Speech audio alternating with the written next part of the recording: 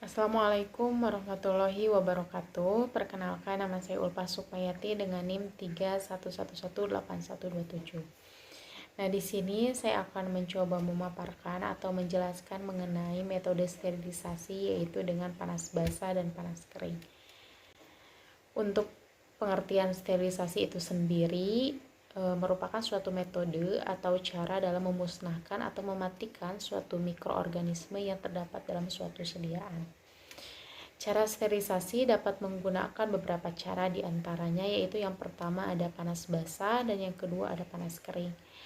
Proses sterilisasi tersebut dilakukan dengan radiasi pengionan, dengan etilen oksida atau dengan filtrasi yang dilanjutkan dengan pengisian secara aseptis ke dalam wadah akhir yang steril.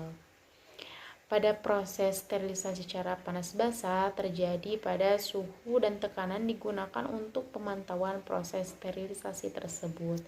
Kemudian validasi sistem pengendali dan pemantauan otomatis, dan uap yang dipakai memiliki kualitas yang tepat. Sterilisasi panas basah dapat dilakukan atau dapat digunakan dengan menggunakan autoklaf. Nah, pada prinsipnya autoklaf ini bekerja dengan semua materi akan dipanaskan dengan uap air jenuh di bawah tekanan. Kemudian jika uap air mengenai wadah yang berisi larutan, maka uap air akan berkondensasi dan melepaskan energi panas yang kemudian akan memanaskan air yang terkandung dalam sediaan tersebut. Nah, perusakan mikroorganisme ini berikatan dengan peristiwa koagulasi protein, di mana kematian bakteri terjadi akibat denaturasi panas terhadap protein yang membentuk sel bakteri melalui mekanisme sebagai berikut. Nah, proses yang terjadi ini ketika protein dipanaskan akan melepaskan gugus tiol, kemudian membentuk ikatan peptida yang lebih kecil. Ikatan peptida ini sangat efektif sehingga dengan mudah berikatan kembali satu sama lain membentuk senyawa baru yang berbeda strukturnya dengan molekul protein semula. Jika tidak ada air, maka gugus polar pada ikatan peptida kurang reaktif sehingga diperlukan energi yang lebih banyak untuk memecahkan molekul protein.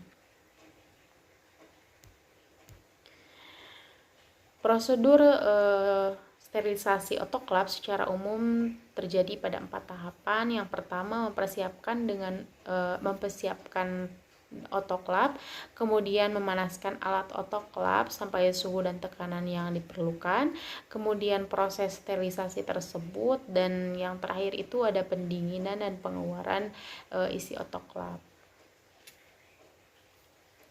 Nah, kemudian sterilisasi panas kering. Sterilisasi panas kering adalah cara efektif dalam menginaktivasi endotoksin atau depirogenisasi. Hal ini terjadi berdasarkan proses inisirasi. Syaratnya bahan yang disterilkan harus stabil terhadap panas karena suhu tinggi dalam proses ini sangat diperlukan. Adapun mekanisme daripada sterilisasi panas kering ini adalah udara di dalam oven akan menjadi panas dan terjadi aliran konversi panas sehingga merata di seluruh bagian oven tersebut. Nah, ketika udara panas mengenai alat atau bahan yang akan disterilisasi, maka mikroba akan dehidrasi diikuti proses oksidasi atau pembakaran sehingga terjadi kematian bakteri. Nah, pemanasan oven dijalankan pada suhu 170 sampai dengan 180 derajat Celcius. Alat yang akan disterilkan ini dimasukkan dan dibiarkan selama setengah jam sampai dengan 1 jam. Sterilisasi panas kering ini diperuntukkan untuk alat yang tahan terhadap pemanasan tinggi. Kemudian untuk bahan obat yang dimana sifat fisik bahan obat tersebut tidak dapat ditembus uap air atau sediaan tersebut mudah terurai jika terkena uap air. Contoh bahan yang dapat disterilkan dengan cara ini yaitu ada minyak lemak, kemudian gliserin, kemudian beberapa produk minyak seperti minyak mineral, parafin, ZNO, dan lain-lain. Mungkin itu saja yang dapat saya sampaikan, kurang lebihnya mohon maaf. Wassalamualaikum warahmatullahi wabarakatuh.